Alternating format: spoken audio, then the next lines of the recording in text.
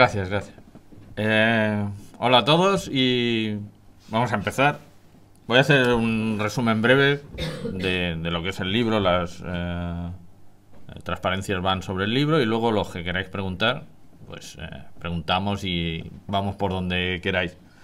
El libro es una introducción al tema. En español no hay casi nada, prácticamente nada similar. Lo poco que había es bastante viejo. En inglés hay muchísimas cosas.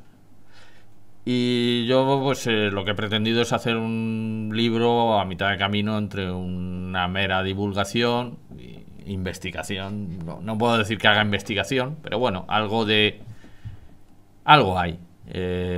Los dibujos pues no, aunque son pequeñajos, no son de gran tamaño, pero están estudiados y hay algunas cosas, por ejemplo, sobre todo en los ingleses, que otros pues no han hecho bien, y yo pues lo he mirado y lo he visto y he intentado que sea lo más parecido a lo real posible. Pero en general es un libro resumen, ¿no?, de divulgación para una persona que se quiera introducir el tema o para alguien que no, conociendo ya el tema, no tiene las cosas claras o confunde unas cosas con otras o tiene una bibliografía dispersa, ¿no? Por desgracia, o por fortuna, no lo sé, no todos los barcos son tratados con la misma intensidad. Entonces, por ejemplo, el Bismarck es muy fácil encontrar muchos libros, mucha información sobre su historia, incluso en internet, de otros no. Entonces es mucho más difícil, son menos conocidos. Y he intentado mantener un tono lo más uniforme posible para que la gente pueda comparar. Y luego el objetivo del libro es explicar por qué se construían y por qué eran así. O sea, es decir, no estos barcos no eran una cosa caprichosa. Bueno, habría que decir que un poco de presencia querían hacer de todas las naciones que los construían, querían hacer un poco de presencia con ellos, pero las formas, las decisiones que tenían no eran caprichosas, venían definidas primero, y es por donde empiezo. Bueno, nos saltamos la cronología, si queréis luego la comentamos. Por los tratados. Al acabar la Primera Guerra Mundial había una cantidad enorme de acorazados que para la mayoría de las marinas se quedaban en desuso, pero a la vez de que se quedasen en desuso eran barcos que estaban siendo superados por los últimos. Entonces se había iniciado una carrera de armamentos, fundamentalmente entre Japón, Estados Unidos y Gran Bretaña, donde estaban proyectando barcos realmente gigantescos, o sea, unos tamaños pues casi un 50% superiores a los últimos que se habían construido anteriormente. Y se decidió poner freno. Entonces, para poner freno se convocó en función del estado. Aquí arriba veis los barcos que habían en servicio en el momento de que se decidió empezar a hacer a limitar los armamentos. Estos eran algunos de los proyectos que estaban en curso, con el último. O sea, en cada uno de ellos es el último que había entrado en servicio y los dos proyectos sucesivos. Algunos, la mayoría de los cuales ya estaban incluso empezándose a construir. Entonces, en 1922, en Washington se hizo una conferencia. Las 5 naciones principales decidieron establecer unas cuotas y unas reglas, no solo unas cuotas. No se podrían construir más acorazados durante un tiempo, salvo algunas excepciones. Concretamente, en principio, hasta 1931 no deberían construirse ninguno más, salvo Inglaterra, Francia e Italia, que se les daba una oportunidad.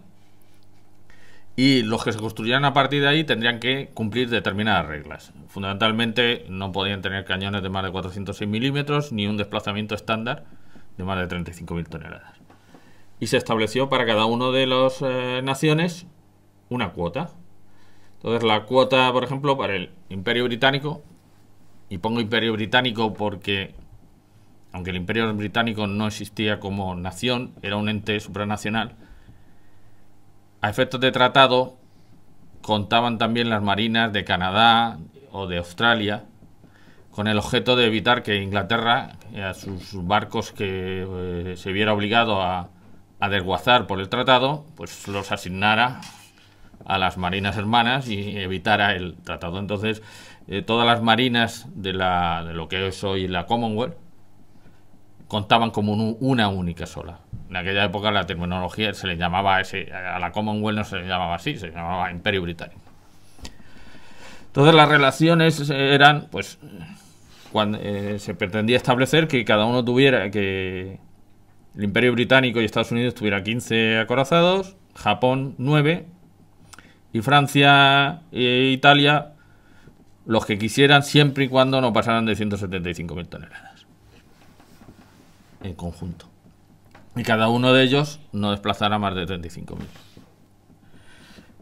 Esta es quizá la clave más importante de todo lo que pasó luego, porque los japoneses quedaron muy descontentos.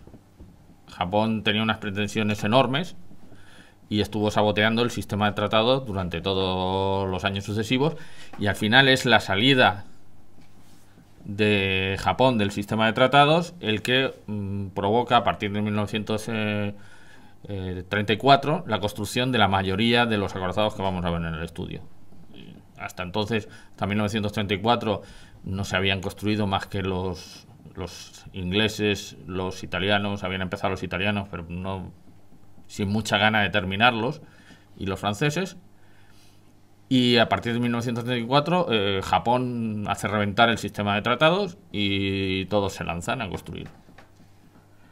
Todos prácticamente se empezaron antes de la Segunda Guerra Mundial. Eso es otra cosa importante. En la Segunda Guerra Mundial, cuando se dice ¿y por qué usaban esto? ¿Y por qué no usaban portaaviones? ¿O por qué? Bueno, usaban lo que habían diseñado.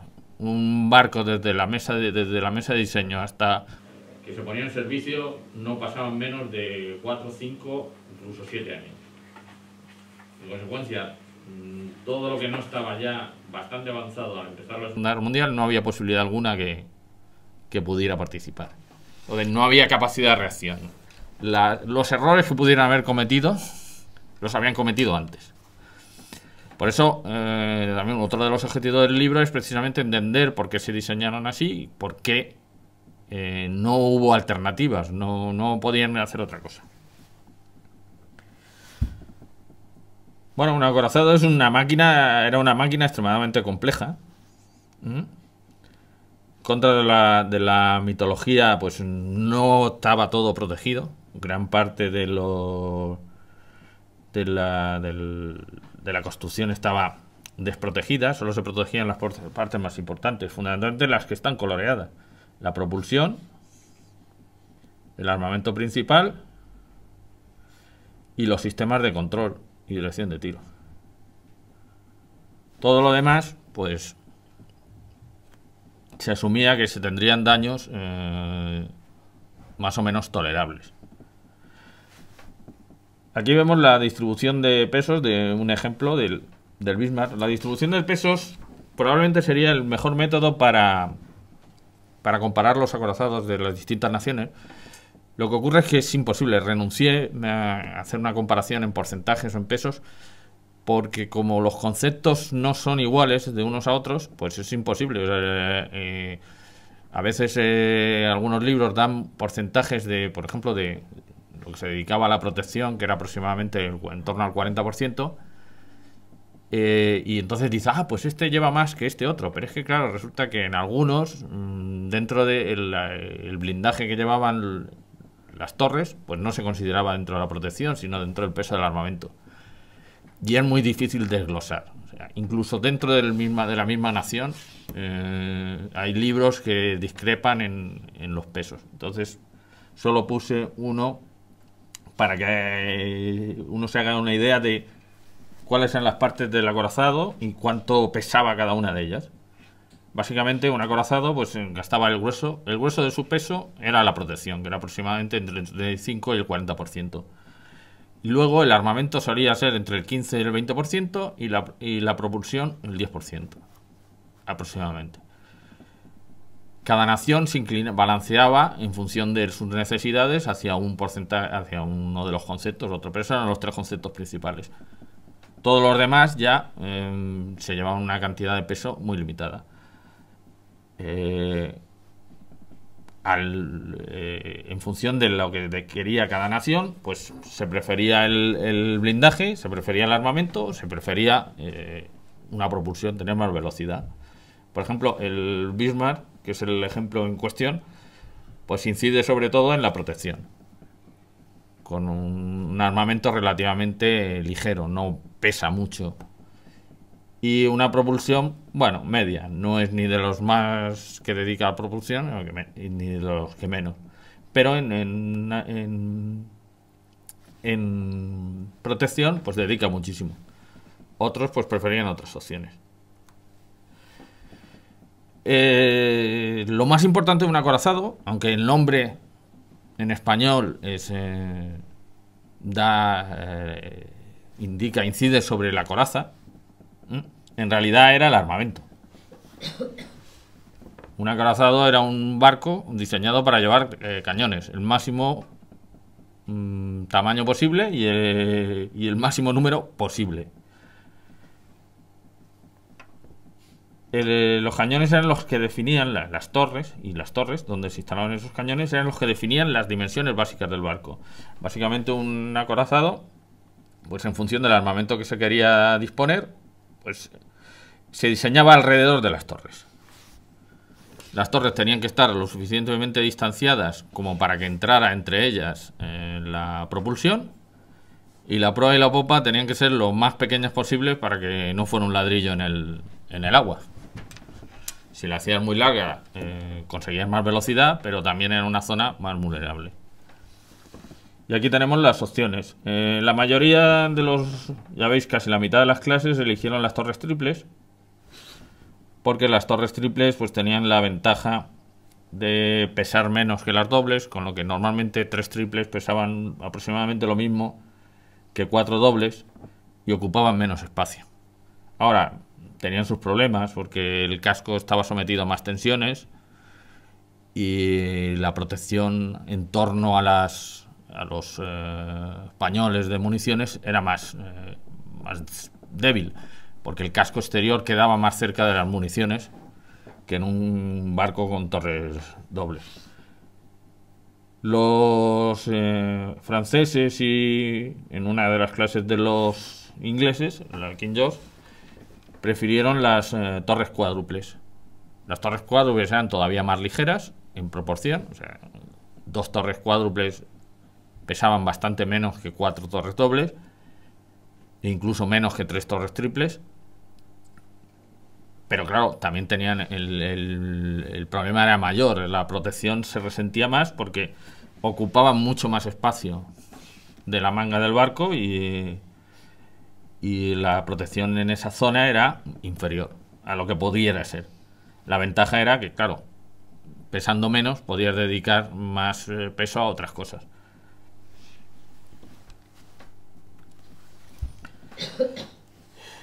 Los cañones, como el famoso anuncio, os acordaréis, ¿no?, de Pirelli, ¿no?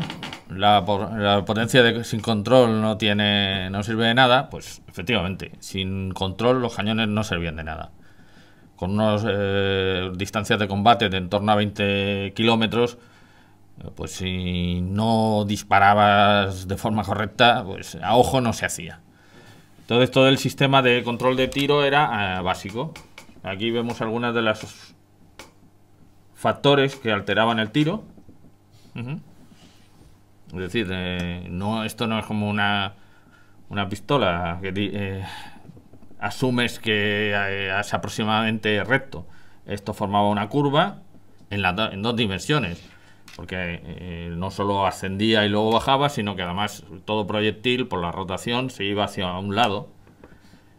Además había que considerar la curvatura de la Tierra, la densidad del aire, la presión atmosférica, etcétera.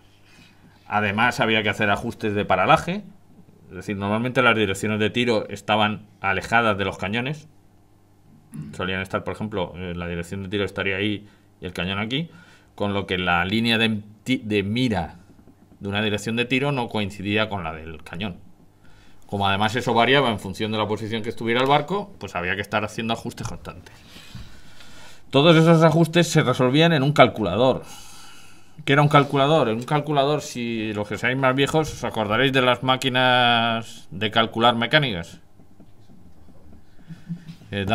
Ponías unos numeritos y dabas una palanca y una serie de engranajes hacían el cálculo. Bueno, pues los calculadores eran eso, pero a lo bestia.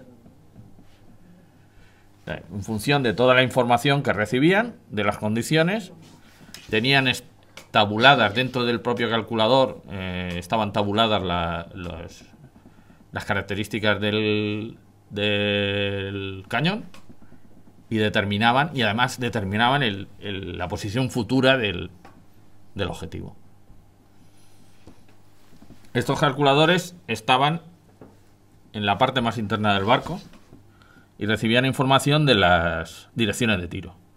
Las direcciones de tiro, en cambio, tenían que estar en la superficie, porque fundamentalmente las direcciones de tiro interesaba que estuvieran lo más altas posibles para que tuvieran visión, el máximo horizonte posible, y eran prácticamente imposibles de proteger.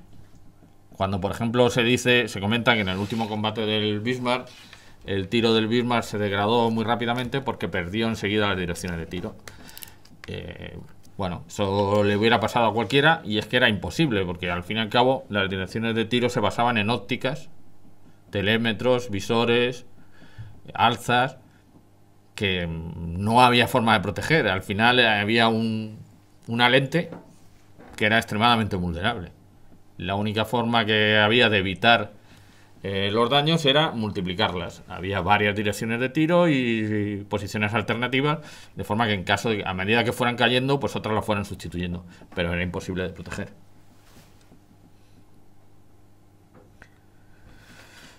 Bueno, unos comentarios. Luego en el libro sigo hablando de la propulsión, las opciones de propulsión. La verdad que el tema de la propulsión en la Segunda Guerra Mundial no es muy interesante.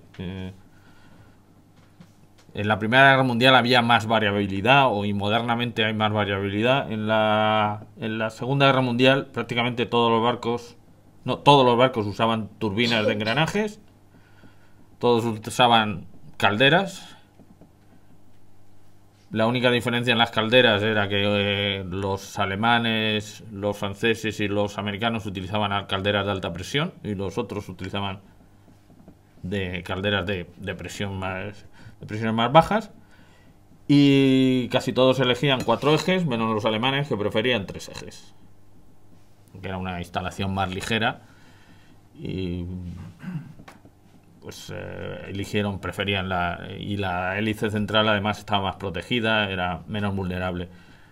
Por lo demás no había mucha más variabilidad. En la Primera Guerra Mundial había algunos diésel, otros con calderas de carbón, algunos que se construyeron después de la Segunda Guerra Mundial, en lugar de llevar engranajes para las turbinas, llevaban una propulsión turboeléctrica, es decir, la turbina movía un generador y a la hélice la movía un motor eléctrico. Pero en la Segunda Guerra Mundial la verdad que la variabilidad es relativamente pequeña, la disposición, pero las partes eran prácticamente iguales para todos. Y aquí un resumen de las diferentes protecciones. En la Segunda Guerra Mundial había 2 tipos de protección, lo que se suele llamar protección todo o nada, donde se procuraba poner una sola cubierta, por ejemplo en este caso, el King George, una sola cubierta y una cintura con el máximo espesor posible en ambas, y que era una cosa relativamente novedosa. Lo habían empezado los americanos en el Nevada en 1913, me parece. Y luego había lo que se llamaba la protección progresiva, incremental, tradicional, que era la más típica, la del Bismarck y su gemelo el Tirpitz, que era básicamente distintas cubiertas y cinturas con espesores diferentes. Es decir, en lugar de concentrar la protección en unos pocos conceptos, la repartían más el buque en espesores más diferentes. Y luego los americanos, que hacían una cosa intermedia. Los acorazados americanos seguían el concepto general de todo o nada, pero en lugar de tener una sola cubierta como tenía por ejemplo el King George o el Yamato, que es un clásico todo o nada, pues ellos ponían también una cubierta superior blindada que daba una cierta protección de forma que el proyectil no diera directamente contra la cubierta principal, sino que antes fuera desestabilizado, o la bomba, en el caso de que fuera una bomba, fuera desestabilizado por esa cubierta, que no podía detener ni proyectiles ni bombas grandes, pero desestabilizaba, podía romper el capacete perforante, podía activar la espoleta, fastidiaba un poco la penetración, el intento de penetración en la cubierta siguiente. Y estos son los acorazados que trato en el estudio. Son todos los construidos después del Tratado de Washington. Aquí están más o menos en serie cronológica. Si los vemos en la cronología, aquí vemos cada uno de ellos. Los primeros fueron el Nelson y el Roney, que fueron los ingleses. A Inglaterra en el tratado se le dio la posibilidad de construir unos acorazados con 406 milímetros, porque no tenía ninguno, mientras que Japón y Estados Unidos ya los tenía. Y estos fueron los primeros. Fue un buque muy influyente en su tiempo, porque fue durante muchos años, prácticamente durante pues casi 10 años, fueron los únicos acorazados modernos. Desde 1927 que entraron en servicio hasta el 37-38, cuando empezaron a entrar los franceses, el Dunkerque y el Strasbourg, pues prácticamente no se construyó ningún acorazado. Luego ya a partir del Dunkerque y el Strasbourg, en cascada van cayendo todos.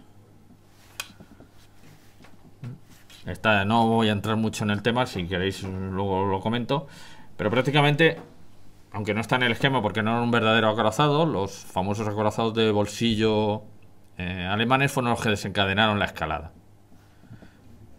Aparte de los japoneses que abandonaron los tratados, Francia construyó el Dunkerque para contrastar los acorazados de bolsillo.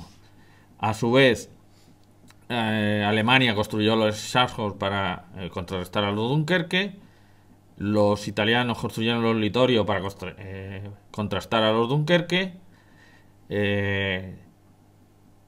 Francia respondió a los Scharnhorst y a los Littorio con los Richelieu. Alemania contestó con los Bismarck, y así ya sucesivamente todos se lanzaron a la carrera. Si os fijáis, prácticamente aquí abajo marco algunas cosas. Este es el inicio, no sé si se verá muy bien. Este es el inicio de la Segunda Guerra Mundial. Entonces ya veis que casi todos estaban ya iniciados antes de la Segunda Guerra Mundial. ¿De acuerdo? Y esto es el inicio efectivo, es decir, la puesta de la quilla. Pero un proyecto de un acorazado empezaba al menos un par de años antes. Primero con los diseños definitivos, y luego con lo que se llama el corte de metal, o la preparación. Las torres o las corazas había que construirlas incluso antes que el acorazado, para que estuvieran listas en el momento que se fueran a instalar. Con lo que en realidad antes del inicio de la Segunda Guerra Mundial, en mayor o menor medida, todos los acorazados que participaron en la Segunda Guerra Mundial estaban ya al menos sobre el papel. Aunque, si os fijáis, pues en servicio pues había muy poquitos. Pues prácticamente estamos ya hablando, claro, de todos los acorazados posteriores al Tratado de Washington. Los acorazados antiguos, herederos de la Primera Guerra Mundial, pues había muchos, pero los he excluido del estudio porque si no ya me iba por lo menos no un tomo más, sino probablemente 2 tomos más. Entonces, en el momento de empezar la Segunda Guerra Mundial, pues había muy pocos en servicio. ¿De acuerdo?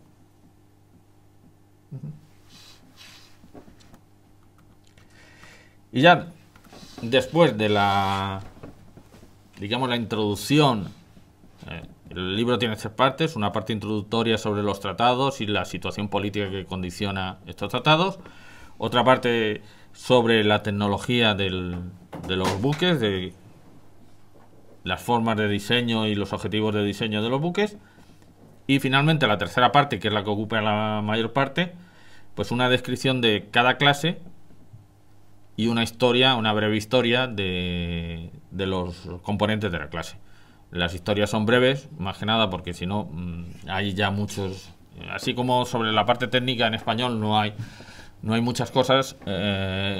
Sobre la parte histórica, pues sí, hay muy buenos libros y no es necesario tampoco entrar en muchísimos detalles.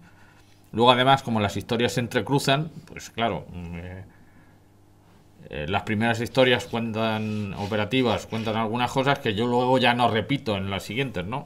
Si una vez que, por ejemplo, hablo de la historia del Bismarck, pues el King George que luchó con el Bismarck, pues ya no vuelvo a contar la misma historia otra vez.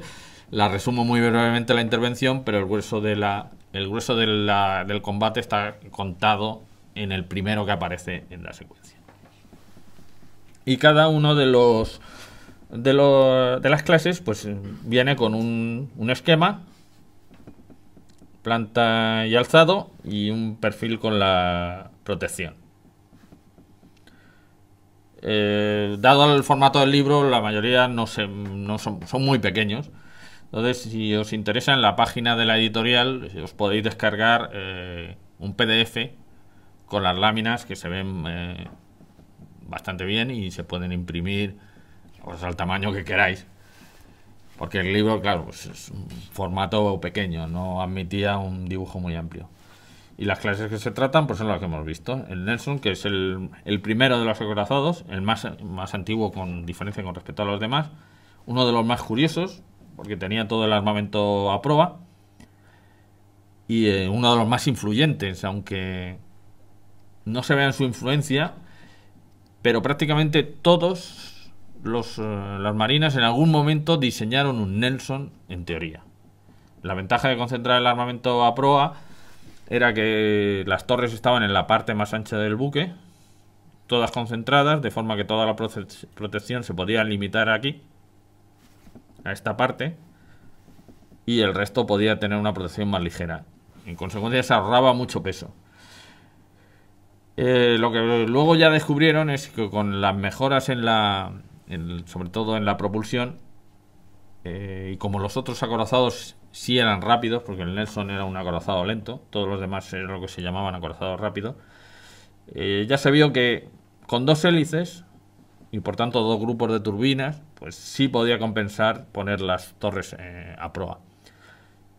Pero cuando ya tenías que poner 3 o 4 hélices, la popa tenía que tener una cierta anchura y una cierta longitud para poder disponer 3 o 4 hélices. Y no se podía hacer un barco rápido solo con 2 hélices porque tenían problemas de cavitación. En aquella época una hélice con más de 50.000 caballos empezaba a dar problemas de cavitación. O sea que cualquier barco que superara los 100.000 caballos o pretendiera superarlo necesitaba al menos 3. Entonces ya los demás, al hacer los cálculos, ya vieron que no compensaba, que no merecía la pena. Lo que se ganaba era tan poco que no compensaba los inconvenientes de que esta torre tenía un ángulo limitado y que hacia popa pues no había armamento pesado. El siguiente es el Dunkerque, francés. Era un acorazado muy influenciado por el Nelson, pero también aquí la razón era una cuestión de peso. Y la marina francesa, aunque quedó contenta con el barco en general, no quedó contenta con el tema de la disposición. Los últimos acorazados franceses que se diseñaron, aunque nunca no se llegaron a terminar, pasaron una torre a popa, porque a los técnicos les encantaba lo de las 2 torres a proa porque ahorraba mucho peso, pero a los marinos lo de no tener nada a popa no les hacía mucha gracia. Pero los franceses, pues bueno, las decisiones que se tomaban a la hora muchas veces de elegir un diseño, muchas veces eran políticas. Y por ejemplo, este es un barco claramente político. En una época donde teóricamente podían hacer un acorazado de 35.000 toneladas estándar, este solo desplazaba 26.000 toneladas y fue una elección para no provocar. Es decir, los franceses lo construyeron para contrarrestar a los acorazados de bolsillo, pero a su vez no querían provocar, sobre todo a los italianos. Y construyeron unos acorazados relativamente pequeños. Con el primero, con el Dunkerque, no lo consiguieron, no los provocaron, entre comillas, pero con el segundo, el gemelo, o medio gemelo, porque no eran completamente iguales, el Strasbourg, los italianos ya reaccionaron. Y los italianos respondieron con unos Littorio, que estos ya eran unos acorazados no solo de 35.000, oficialmente eran 35.000, pero los italianos se saltaron a escondidas el tratado. En paralelo, casi en paralelo, estaban los Scharnhorst alemanes, que eran otros acorazados políticos. Estaban hechos para contrastar a los Dunkerque y no intentaban provocar demasiado. Sobre todo no intentaban provocar a los ingleses. Entonces se construyeron unos acorazados con los cañones más pequeños de todos los posibles. Cuando todos los demás acorazados se estaban construyendo con cañones de 381 milímetros o 406 milímetros, estos tienen solo 280 por una decisión política de Hitler que no quería provocar a los franceses. De todas maneras, se diseñaron con la idea de sustituir las torres triples de 280 por torres dobles en cuanto hubiera oportunidad. Luego, al final, la guerra hizo que no hubiera oportunidad. El Richelieu es el siguiente francés.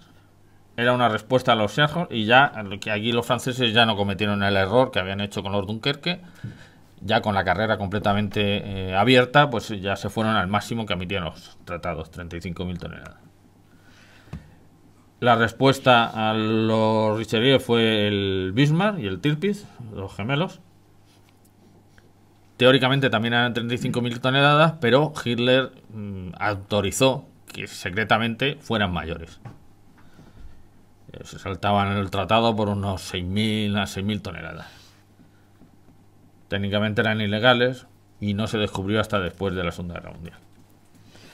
La respuesta inglesa fueron los King George, que fue una consecuencia del último de los tratados, del segundo tratado de Londres de 1936, que fue un fracaso porque solo los japoneses se negaron a participar y Italia tampoco mostró mucho interés, no lo ratificó, y los ingleses, que querían reducir costes, querían imponer el cañón, en lugar del máximo de 406 milímetros, cañones de 356 milímetros, y diseñaron estos barcos e incluso los pusieron la quilla el 1 de enero de 1937 con cañones de 356, pensando que los demás les iban a seguir. El caso es que al final nadie les siguió, hicieron un poco el panoli porque solo se convencieron a ellos mismos.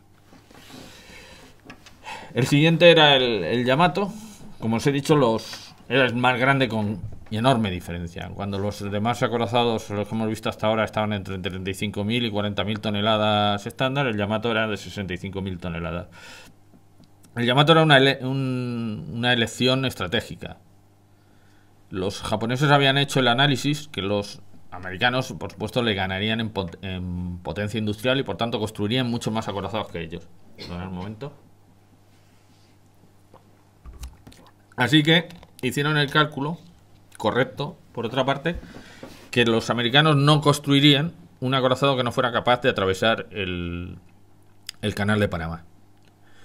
Y calcularon que un acorazado que no fuera capaz de atravesar, que el máximo que podrían construir para atravesar el canal de Panamá serían 45.000 toneladas. Pues ellos decidieron, pues vamos a construirlo en lugar de 45, pues 65. 20.000 toneladas más. Los americanos, si se enteran, tardarán al menos 5 o 6 años en construir algo similar. Efectivamente lo consiguieron. Los americanos no se enteraron del tamaño de los Yamato hasta que ya habían hundido el primero, el Musashi, y a pocos meses de hundir el segundo. Realmente fue un error para Japón, porque claro, como los americanos no se enteraron, tampoco gastaron recursos en construir un barco que pudiera competir con ellos. Lo dedicaron a otras cosas.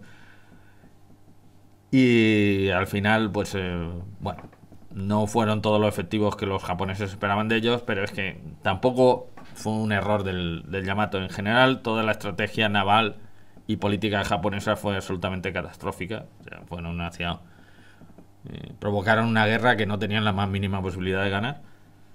Pero bueno, habían hecho unos cálculos bastante fantasiosos y les salieron bastante mal. Los siguientes son las 3 series de acorazados americanos. Se parecen todos mucho. Los 2 primeros eran de 35.000 toneladas, los North Carolina y los South Dakota. En realidad los South Dakota eran una versión acortada de los North Carolina para reducir, como veis, son bastante más cortos. De forma que al reducir la zona blindada, el espesor podía ser mayor. Por lo demás, no había grandes diferencias entre ellos. Prácticamente tenían el mismo armamento y prácticamente la misma velocidad y prácticamente autonomía, todo eran casi réplicas. Y la última clase fueron los Iowa, que todavía los hemos visto en televisión hasta hace no muchos años, porque participaron en la primera guerra del Golfo, modificados, pero no mucho, porque por ejemplo mantuvieron siempre el armamento principal. Y estos se diseñaron fundamentalmente para tener unos buques de escolta de los portaaviones. En realidad la Marina Americana no... Esto aquí y Roosevelt influyó bastante. La Marina Americana no era muy favorable. Prefería acorazados lentos a acorazados rápidos. Estos son los acorazados más rápidos de la Segunda Guerra Mundial. Y Roosevelt insistió mucho, porque no tanto por la protección de los portaaviones, como que le preocupaba que esos portaaviones fueran muy vulnerables a los ataques de posibles buques japoneses rápidos, o que los japoneses se dedicaran a hacer guerra al tráfico y pues estos serían capaces de perseguirlos por todos lados. Entonces hicieron un barco extremadamente rápido, aunque el armamento solo era un poco mejor que el de sus predecesores. Perdón. Y el último es el Vanguard. El Vanguard fue un acorazado inglés. No llegó a participar ya en la Segunda Guerra Mundial, que se diseñó incluso antes de empezar la Segunda Guerra Mundial, y era un acorazado de oportunidad. Los ingleses tenían unos remanentes de torres de la Primera Guerra Mundial y de cañones, y hicieron el cálculo que se podía construir a un precio aceptable. Lo más costoso de un acorazado era el blindaje y los cañones. Llegaron a la conclusión que podían hacer un acorazado relativamente rápido y en poco tiempo y con un coste aceptable, aprovechando esas torres. Entonces se construyeron a partir de las torres de unos cruceros de batalla de la Segunda Guerra Mundial que habían sido convertidos en portaaviones. Estas torres, por eso volvieron al esquema de torres dobles para aprovecharlas. Los cañones no se sabe de dónde vienen, porque había un pool de cañones que rotaba entre los acorazados en servicio y una parte de remanente y de reservas. Entonces nadie sabe a ciencia cierta de qué otros barcos vienen los cañones. Probablemente la mayoría de los cañones pasaron por más de un barco. Y al final se terminó porque ya estaba hecho. Cuando acabó la Segunda Guerra Mundial ya estaba hecho. Convertirlo en portaaviones se estudió, pero no merecía, porque iban a conseguir gastarse mucho dinero en un portaaviones malo, y entonces prefirieron tener un acorazado bueno, aunque los acorazados ya estaban agonizando, que un portaaviones malo.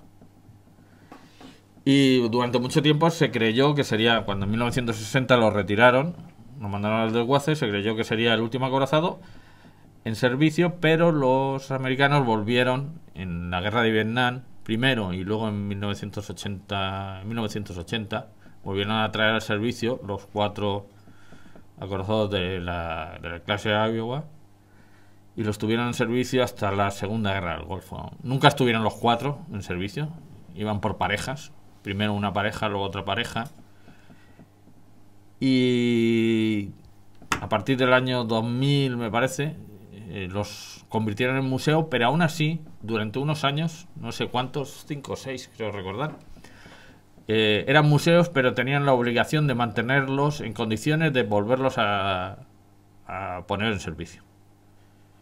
Luego ya hasta eso se abandonó y ahora sobreviven como museo. Y bueno, esto es el resumen del libro.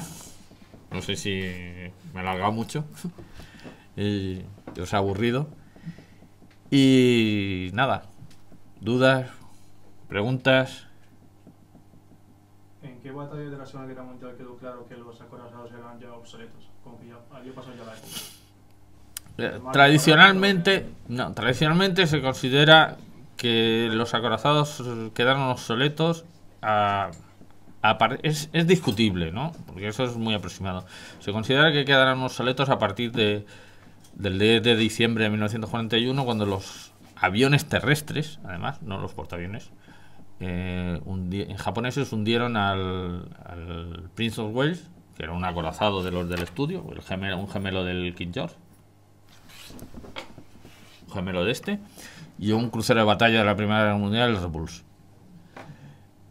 Ahí sí se empezó a considerar que estaban obsoletos, porque en el caso del Bismarck estaba claro que, por ejemplo, que la diferencia de fuerzas era tan grande que no era una cuestión de obsolescencia, que simplemente los ingleses eran muchos más y hubieran vencido en cualquier caso. Pero el caso del Prince of Wales, sobre todo, que fueran aviones terrestres, es decir, no ni siquiera de portaaviones, ni siquiera, digamos, aviones al 100% navales, aunque eran de la marina japonesa, eran aviones y estaban especializados en ataque naval, pero no eran navales, eran aviones grandes, bimotores, lentos, que se suponía que eran, bueno, de hecho lo eran más vulnerables al fuego antiaéreo, pero el fuego antiaéreo resultó ineficaz, y además los hundieron muy rápidamente. También es verdad que la batalla se decidió porque el Prince of Wales recibió un impacto catastrófico, porque recibió un impacto en el eje externo de babor, y los responsables de las máquinas no se dieron cuenta que le había recibido el impacto, que se había roto no sé si se ve aquí bien, no sé si puedo, esto es el arbotante, esta parte que señala, no sé si lo veis, que sujeta, o sea, por aquí va a pasar el eje de la hélice y está conectado al casco con dos como vigas, tirantes, como quieran llamarlo. Eso se llama arbotante.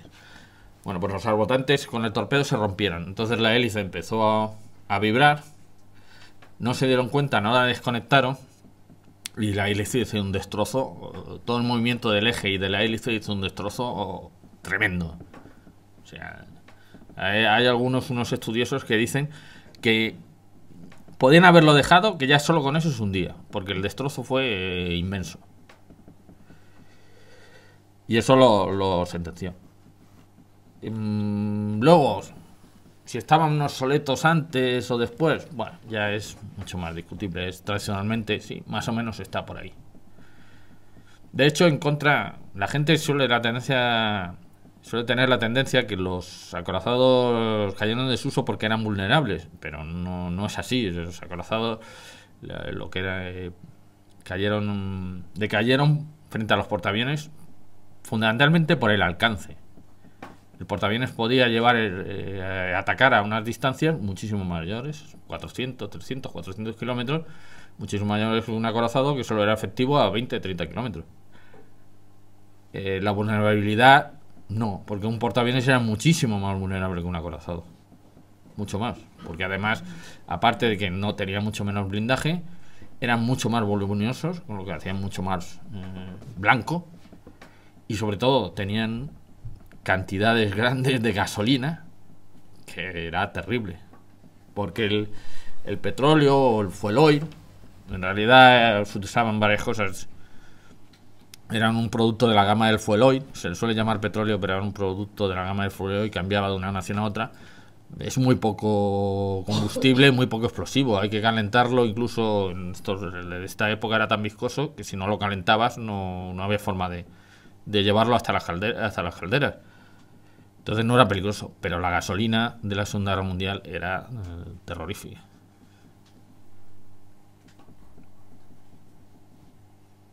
Sí, Manuel.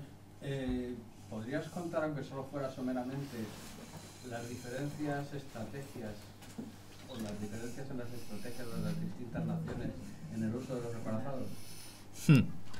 Sí. Los que más se parecían en las estrategias eran los japoneses y los americanos. Los japoneses y los americanos, y además diseñaron sus acorazados para un combate clásico de escuadra. Es decir, una larga fila de acorazados que irían unos detrás de otros. Eso se ve incluso en la protección. Los acorazados japoneses, el Yamato, y los acorazados americanos tienen la proa y la popa muy desprotegida. Porque en el caso de que sufrieran daños, no quedaban abandonados. Al luchar en formación, no acababan abandonados. Y además el combate, en principio, iba a ser a larga... su idea era combatir a larga distancia. Así que los japoneses y los americanos diseñaron sus barcos para combate a larga distancia y combate fundamentalmente en formación, unos detrás de otros, grandes formaciones unos detrás de otros. Los ingleses también pensaban en el combate en formación porque tenían un gran número de acorazados, pero ya no les gustaba el combate a larga distancia, no estaban convencidos que no iba a funcionar. Y ellos insistían con acercarse lo más posible. Ya siempre había que acercarse, precisamente el caso del combate del Bismarck con el Hood y el Príncipe de Gales y el Prince of Wales es por los ingleses intentan cerrar distancias lo más rápidamente posible, porque consideraban que solo el combate solo era eficaz de cerca, de lejos era un desperdicio de munición. Los italianos no pensaban en grandes formaciones porque no tenían un gran número de acorazados, pero también confiaban en el combate a larga distancia. Y de hecho, una de las razones por las que se alega para justificar que los acorazados italianos, la verdad que no acertaban mucho, era que se empeñaban en combatir a gran distancia. Y los franceses, ahí hay menos, porque los franceses realmente no llegan a su intervención en la Segunda Guerra Mundial, pues da poca información de lo que pretendían hacer. Pero al menos los Richelieu estaban pensados para larga distancia. O sea, tenían un cañón que luego les dio problemas por las explosiones prematuras, y estaba pensado para luchar a la grande distancia. Y además, con solo el armamento a proa, cuanto más cerca estuvieras, más en riesgo entrabas en ponerte en un ángulo inconveniente y que no poder usar tus cañones porque te salías del ángulo. Si luchas a gran distancia, pues el tema de que a proa no tienes nada, no tienes armamento pesado, pues te afecta menos, porque el enemigo tiene menos, cuanto más distancia hay, menos posibilidades hay que el enemigo pueda colocarse a tu popa sin que tú puedas reaccionar. ¿Y los alemanes? Los alemanes, sí, los alemanes. Los alemanes pensaron siempre los alemanes partían de la base que ellos iban a estar en inferioridad. Y además ellos ya tenían de la Primera Guerra Mundial el concepto que lo primero que tenía que hacer un barco era sobrevivir. Entonces la protección de los alemanes es extensiva, mientras que la mayoría de las otras naciones utilizan una protección intensiva. Los alemanes son los que protegen mayor cantidad del barco, aunque sea a costa de reducir un poco el espesor, prefieren proteger una mayor cantidad del barco. Y tenían, ellos fundamentalmente pensaban evitar el combate. O sea, los alemanes iban, la idea estrategia de los alemanes era en principio evitar siempre el combate. Porque ellos normalmente estarían combatiendo en alta mar, muy lejos de sus bases, e incluso un daño menor, como le ocurrió al Bismarck, pues podría tener una consecuencia muy grave, porque no podía volver. O sea, lo que al Bismarck lo pillan por un impacto en la proa, que pierde 1000 toneladas de combustible y se inclina un poco de proa.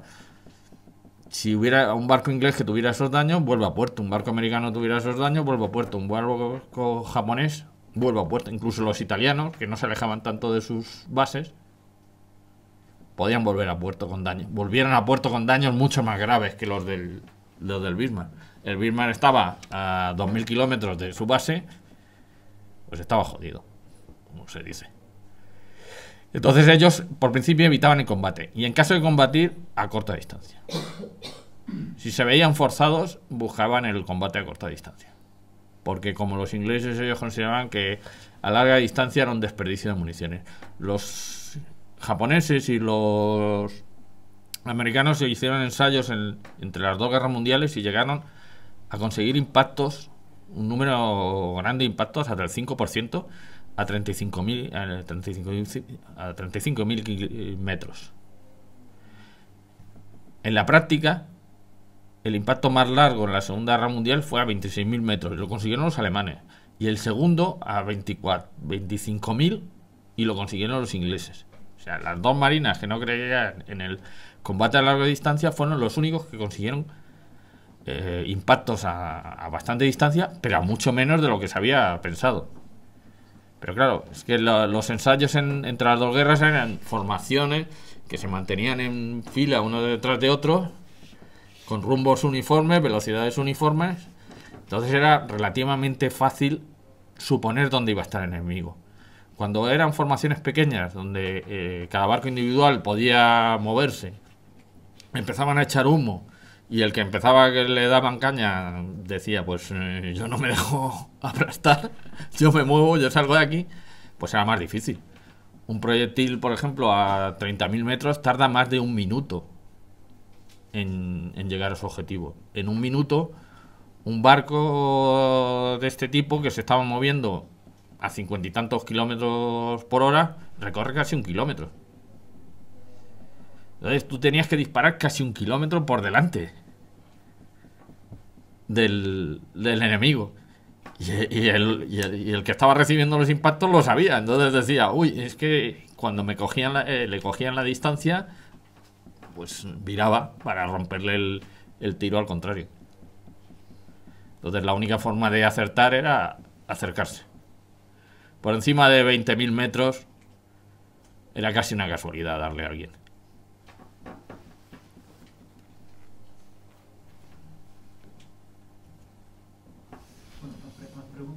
¿Más preguntas? Sí. Lo primero, enhorabuena por el libro. Gracias. Ha sido un atrevimiento en español escribir un libro así. Bueno, es que es lo que tenemos los aficionados. Nos podemos permitir lujos que si tuviera que vivir de esto, no lo hubiera hecho, evidentemente. Entonces los aficionados, pues tenemos esa ventaja. Podemos abordar cosas que un profesional, pues, que tiene que comer, pues no puede. Y bueno, mi pregunta es, los acorazados que se han dejado, los de la Primera Guerra Mundial que todavía existían en la Segunda, muchos de ellos, bueno, todos ellos modernizados, sí, sí, de una u otra forma. En primer lugar, la primera pregunta es, ¿cómo los comparaba usted en cuanto a eficacia con estos que eran más nuevos? Bueno, vamos a ver. La diferencia entre un acorazado de la Primera Guerra Mundial y uno de la Segunda es el combate del Bismarck y el Hood. O sea, prácticamente casi, menos los más pequeños, el Dunkerque y el Strasbourg y el Sargon, que eran unos acorazados políticos limitados. Si un acorazado de la Primera Guerra Mundial se acercaba a uno de la Segunda Guerra Mundial, iba a acabar como acabó el Hood. Porque además, sobre todo a distancias intermedias, es que pasan dos cosas. No, pasa una fundamentalmente. El blindaje de la Primera Guerra Mundial es como un 15 o un 20% inferior en calidad. O sea, es decir, si tú comparas un acorazado de la Segunda Guerra Mundial con uno de la Primera y dices, pues los dos tienen 300 milímetros de espesor, no está tan mal. El Hood, por ejemplo, tenía 305 de espesor de cintura, el Bismarck 320. Dices, bueno, la desproporción no es tan grande, pero es que tienes que quitarle un 20% a los otros. Y además, a las distancias intermedias, los ángulos de caída eran prácticamente ideales para que los proyectiles fueran a los polvorines y acabaran como acabó el juego. Si un acorazado de la Primera Guerra Mundial se podía acercar, ya era otra cosa. Si por ejemplo bajaba de 10 o de 12, 14.000, esa es una de las razones por la que el Hood se lanza a lo loco, entre comillas, contra el Bismarck. Si puede acercarse, ya las cosas se igualan, porque los dos se van a poder perforar el uno al otro. Y además ahora los proyectiles ya van muy tendidos y las posibilidades de que un proyectil, aunque atraviese la cintura, entre en una Santa Bárbara es mucho más pequeña. Entonces las cosas ya están más igualadas. Es como decir el boxeador pequeño que se mete debajo del boxeador grande, ¿no? Si el boxeador pequeño se puede meter dentro, le va a poder zurrar al otro. Como el grande, que además en este caso son más rápidos, porque los acorazados de la Segunda Guerra Mundial son pues de media 5 o 6 nudos más rápidos que, o sea, es prácticamente un 25% más rápidos que los de la primera. Si mantiene la distancia, está perdido. O sea, lo del Hood, que se cree como una cosa, es que el Hood era un crucero de batalla. El Hood no era un crucero de batalla. Estaba tan reformado. El Hood tenía exactamente el mismo blindaje, prácticamente, que tenían los últimos acorazados ingleses anteriores al Hood, los Queen Elizabeth. Prácticamente lo mismo. Incluso un poquito mejor el Hood. Entonces el Hood en realidad era un acorazado rápido. Se llamaba más crucero de batalla por tradición. ¿Estaba mal blindado? Bueno, sí, comparado con los de la Segunda Guerra Mundial, sí estaba mal blindado. Pero es que prácticamente a todos los de la Primera Guerra Mundial les pasaba lo mismo. Y la mayoría estaban menos blindados. Un Nagato, por ejemplo, japonés, pues su cintura era más estrecha y encima vertical, mientras que la del Hood era inclinada. El Nagato contra el Bismarck hubiera acabado igual. Igual. Y bueno, y la segunda pregunta es si hay un proyecto, un libro sobre esos en concreto. Pues no. Tengo un proyecto sobre portaaviones. Los acorazados de la Primera Guerra Mundial, ¿sabe qué pasa? Que son muchos más. O sea, incluso aunque consideres solo los de la Segunda Guerra Mundial, los de la Primera que participaron en la Segunda Guerra Mundial, es que son muchos más. Y esto ya me ha llevado 5 años. Y además hay menos documentación. Es decir, ya hay que ir... Aunque yo he conseguido, hoy por hoy en internet, pues puedes conseguir bastante documentación original. Es decir, puedes hacer investigación desde casa. Sobre todo los ingleses, los americanos, sobre todo, tienen una cantidad... Bueno, es que es inmenso. Es imposible ver todo lo que tienen en internet. Ya en los de la Primera Guerra Mundial hay que ir más a la fuente. No hay buenos libros. Ya tienes que ir a la fuente directa. Y eso, claro, entre que son más, que tienen una vida más larga, porque claro, tampoco vas a decir, pues solo cuento lo que han hecho en la de la Segunda Guerra Mundial. Y más en un libro como este, que es el desarrollo técnico. Aquí los de la Primera Guerra Mundial tendría el doble de trabajo, porque tendría que intentar explicar el diseño original, el diseño modernizado, la historia original, la historia después, o sea, para la misma profundidad, pues me tendría que ir a 2 tomos o 3. Y sinceramente no. A lo mejor cuando me jubile lo afronto, pero en este momento, si no, mi familia me mata. Bueno. Luego te admito que es una ventaja, no molestas en casa. Eso sí, yo me siento y me pongo ahí como con mis dibujitos y como y tal. Bueno, más preguntas o bueno, pues lo he hecho. Muchísimas gracias. Gracias.